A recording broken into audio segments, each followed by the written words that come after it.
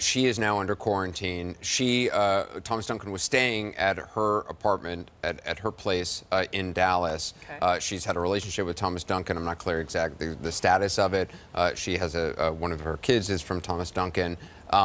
And she's under quarantine, as are one of her children is in the house with her, as well as two nephews who are in their 20s, because those three young people all were in the house, in the apartment at the same time that Thomas Duncan was there and started showing signs of being sick. She said that Louise brought Duncan to the hospital the first time around. When he was turned away. When he was turned away, yeah, given some antibiotics, given some Excedrin.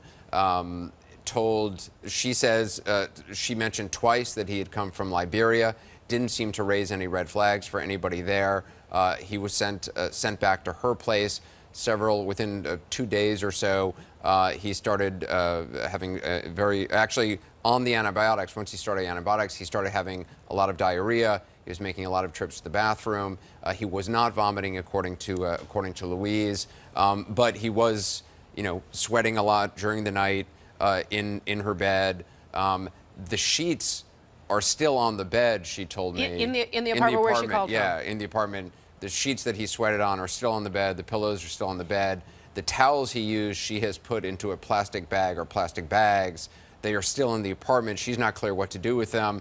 The CDC has visited her apartment, she tells me, have told her not to go outside, that she's quarantined. She has to stay inside for 21 days. She's taking her own temperature every hour, she says. She's taking the temperature of the young people who are in the apartment with her. But she's clearly very concerned. I'm sure. She has a very strong faith. She's praying a lot. She has talked to Thomas Duncan on the telephone.